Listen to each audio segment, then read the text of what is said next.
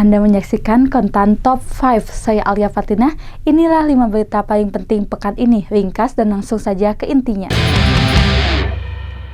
Pemerintah Arab Saudi memblokir uang muka penyelenggaraan haji 2027 milik Indonesia senilai 14 juta rial atau sekitar 66,6 miliar rupiah yang dikaitkan dengan dugaan persoalan asuransi dalam penyelenggaraan haji 2026. Pemerintah Indonesia memprotes keputusan tersebut dan meminta adanya verifikasi serta penjelasan mengenai dasar pemblokiran uang muka untuk penyelenggaraan haji 2027 tersebut. Uang muka penyelenggaraan haji Indonesia untuk 2027 senilai 66,6 miliar rupiah diblokir Arab Saudi. Dana sebesar 14 juta rial tersebut sebelumnya telah dibayarkan pemerintah Indonesia sebagai uang muka persiapan haji 2027. Namun, Arab Saudi memblokirnya karena persoalan asuransi jemaah Indonesia pada penyelenggaraan haji 2026. Wakil Menteri Haji dan Umrah RI, Dhanil Anzar Simanjuntak, menyebut pemblokiran ini problematik karena dilakukan sebelum proses verifikasi bersama Indonesia. Arab Saudi menyebut terdapat dugaan pelanggaran terkait 9 penyakit yang tidak masuk dalam ketentuan asuransi. Pemerintah Indonesia kini meminta rincian pelanggaran dan dasar kontrak asuransi tersebut. Sebagai langkah keberatan, Indonesia telah mengirimkan nota diplomatik kepada Arab Saudi dan meminta proses verifikasi dilakukan. Persoalan ini sekaligus menjadi evaluasi terhadap proses istidhaah atau kelayakan kesehatan jemaah. Pemerintah berencana memperketat pemeriksaan agar jemaah yang diberangkatkan benar-benar memenuhi ketentuan. Kini, Indonesia masih menunggu penjelasan lengkap Arab Saudi. Sementara itu, persiapan penyelenggaraan haji 2027 tetap harus berjalan, meski dana muka senilai 66,6 miliar rupiah masih dalam status pemblokiran. Bank Indonesia resmi mengembangkan Kartu Kredit Indonesia atau KKI. Berbeda dengan kartu kredit berjejaring internasional, KKI mengandalkan ekosistem pembayaran domestik, termasuk integrasi dengan KRIS, sehingga menjadi alternatif untuk transaksi di dalam negeri. Kartu Kredit Indonesia atau KKI resmi diluncurkan Bank Indonesia. Tapi apakah KKI akan menggantikan Visa dan Mastercard? Jawabannya tidak. KKI justru akan berjalan berdampingan dengan kartu kredit berprinsipal internasional. Perbedaan utamanya terletak pada jaringan pemrosesan transaksi. KKI diproses secara domestik melalui infrastruktur sistem pembayaran nasional, sementara kartu kredit Visa dan Mastercard menggunakan jaringan prinsipal internasional. Pada tahap awal, KKI hadir dalam bentuk kartu digital dan terintegrasi dengan KRIS. Pengguna bisa memakai KKI sebagai sumber dana untuk transaksi melalui KRIS, baik dengan KRIS MPM, CPM, maupun KRIS TAP. KKI dapat digunakan di merchant KRIS di Indonesia dan juga untuk transaksi luar negeri melalui KRIS cross-border di negara mitra. Batas transaksi KRIS maksimal 10 juta rupiah per transaksi, sementara penerbit dapat menetapkan batas harian atau bulanan sesuai manajemen risiko. Pada tahap awal, 7 PJP menjadi penerbit KKI, yakni BCA, Bank Mandiri, BNI, BRI, CIMB Niaga, Permata Bank, dan Bank Mega. BSI menjadi PJP Next Mover untuk menghadirkan KKI dalam skema syariah. Namun, KKI tetap merupakan fasilitas kredit. Calon pemegang kartu harus memenuhi ketentuan yang berlaku, termasuk usia dan kemampuan pendapatan, serta tetap melalui penilaian kelayakan dari penerbit. Pengguna juga tetap wajib membayar tagihan. Batas maksimum suku bunga kartu kredit adalah 1,75% per bulan atau 21% per tahun, sedangkan denda keterlambatan maksimal 1% dari total tagihan dan tidak lebih dari Rp100.000. Kedepan, KKI tidak hanya akan digunakan melalui KRIS. Bank Indonesia berencana mengembangkan KKI untuk transaksi online dan offline menggunakan kartu fisik. Jadi, KKI bukan pengganti Visa atau Mastercard. Perbedaannya terutama ada pada jaringan pemrosesan. KKI menggunakan infrastruktur pembayaran domestik, sedangkan kartu berprinsipal internasional menggunakan jaringan global. Kehadiran KKI menjadi alternatif pembayaran kredit sekaligus memperkuat ekosistem pembayaran digital Indonesia. Pesawat listrik bertenaga baterai X1 buatan Heart Aerospace berhasil melakukan penerbangan perdana selama sekitar 27 menit di New York, Amerika Serikat, dengan ketinggian mencapai 337 meter. Menariknya, penerbangan uji coba tersebut hanya menghabiskan listrik sekitar US dollar atau sekitar Rp80.000, menjadi salah satu tonggak pengembangan pesawat listrik berukuran besar. Pesawat listrik mulai menunjukkan kemampuan yang semakin mendekati kebutuhan penerbangan komersial. Pesawat listrik bertenaga baterai terbesar di dunia, X1, berhasil melakukan penerbangan perdananya di New York, Amerika Serikat.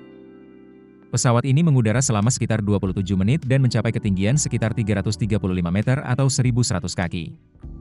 Yang paling menarik, penerbangan tersebut disebut hanya menghabiskan listrik sekitar $5 AS, atau sekitar Rp80.000. X1 dikembangkan oleh Heart Aerospace, perusahaan penerbangan yang didirikan di Swedia dan kini berbasis di Amerika Serikat. Penerbangan perdana X1 berlangsung pada Rabu, 12 Agustus 2026, di Plattsburgh International Airport, New York. Dalam penerbangan tersebut, X1 mengudara selama hampir setengah jam. Pesawat mencapai ketinggian sekitar 335 meter. Penerbangan ini menjadi momen penting karena X1 disebut sebagai pesawat bertenaga baterai listrik terbesar yang pernah melakukan penerbangan. Selama uji coba, tim Heart Aerospace tidak hanya menguji kemampuan pesawat untuk terbang. Mereka juga menguji sejumlah tahapan penting. Mulai dari pergerakan pesawat di landasan, proses lepas landas, menanjak, bermanuver, hingga kembali mendarat. Seluruh pengujian dilakukan untuk melihat sejauh mana teknologi propulsi listrik dapat diterapkan pada pesawat dengan ukuran yang semakin mendekati kebutuhan penerbangan komersial. X1 menggunakan sistem propulsi yang sepenuhnya mengandalkan tenaga listrik dari baterai. Sistem tersebut mampu menghasilkan tenaga lebih dari 1 megawatt. Dari sisi ukuran, X1 memiliki bentang sayap mencapai sekitar 32 meter. Panjangnya sekitar 23 meter, dihitung dari bagian depan hingga bagian belakang pesawat. Sementara bobot lepas landasnya mencapai lebih dari 11,3 ton. Ukuran inilah yang membuat penerbangan X1 menjadi perhatian. Sebab, teknologi pesawat listrik sebelumnya banyak digunakan pada pesawat berukuran lebih kecil. X1 menunjukkan bahwa sistem tenaga baterai mulai diuji pada pesawat dengan ukuran yang jauh lebih besar. Uji penerbangan dilakukan berdasarkan Special Airworthiness Certificate dalam kategori eksperimental yang diterbitkan oleh Federal Aviation Administration atau FAA. Penerbangan X1 berlangsung ketika harga bahan bakar jet masih menghadapi tekanan di pasar global. Harga rata-rata bahan bakar jet disebut mencapai sekitar $3,50 AS per galon. Angka tersebut naik sekitar 63% dibandingkan periode yang sama tahun sebelumnya. Pendiri sekaligus CEO Heart Aerospace, Anders Forsland, menilai penerbangan perdana X1 menunjukkan teknologi pesawat listrik sudah mencapai skala yang semakin mendekati kebutuhan pesawat komersial. Persaingan Indonesia dan Thailand memperebutkan investasi otomotif semakin panas. Indonesia berupaya menarik Toyota untuk membangun basis produksi, sementara Thailand menyiapkan insentif pajak bagi produsen yang membangun fasilitas manufaktur di negaranya dan menaikkan tarif untuk mobil impor CBO.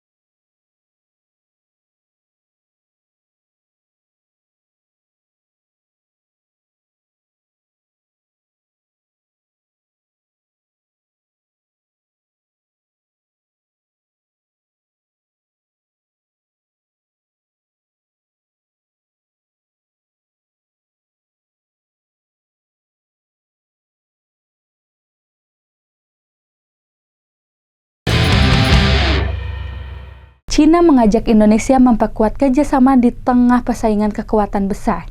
Indonesia pun perlu menjaga politik luar negeri bebas aktif dengan tetap menjalin hubungan strategis dengan China tanpa bergantung pada satu kekuatan besar. Teman-teman media, selamat siang.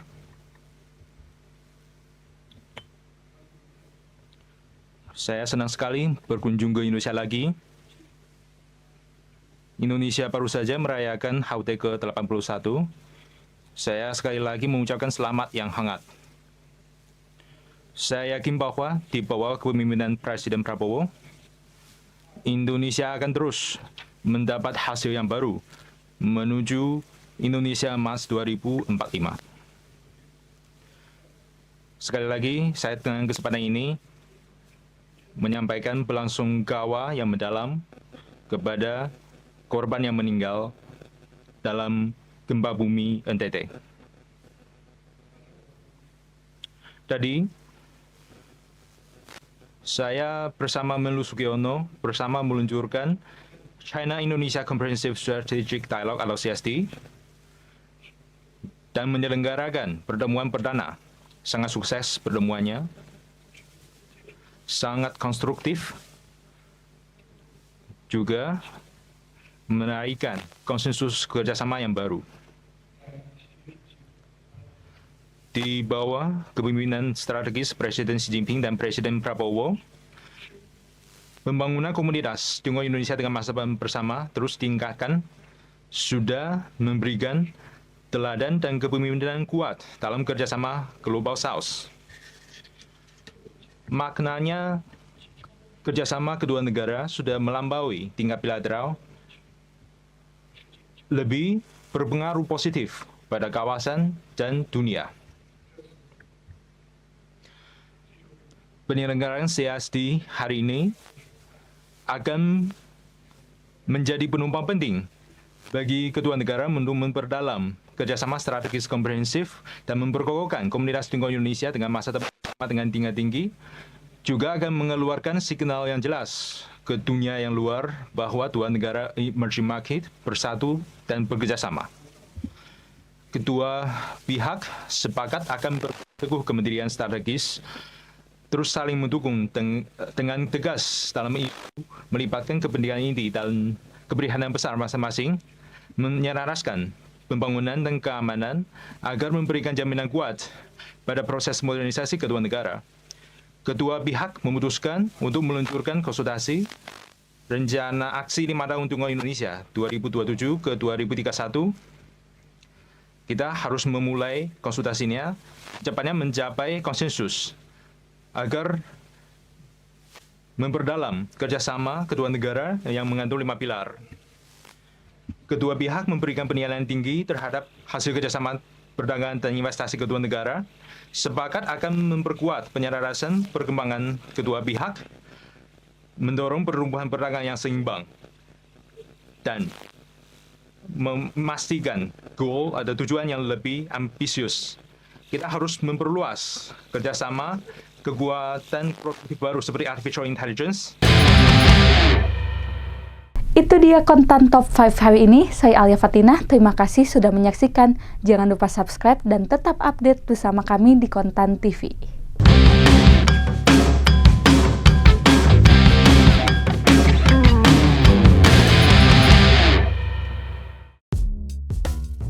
Keputusan bisnis terbaik datang dari data, bukan tebakan. Mudah berlangganan Business Insight dengan subscribe with Google.